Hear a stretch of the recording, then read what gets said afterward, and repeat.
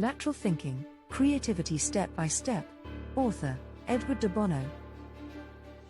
Hello friends. Today we are going to speak about the key takeaways from the book, Lateral Thinking, Creativity Step by Step. 1. Creativity describes the result. Lateral thinking is the process by which it can be achieved. 2. Creativity can be learned. It is not something which is only inherent. 3. Our mind forms patterns which help it in being efficient. But these patterns can be restrictive when it comes to the formation of new ideas. 4. Holding back of judgment allows for a free flow of ideas, and this is very important for innovation and creativity. Go ahead.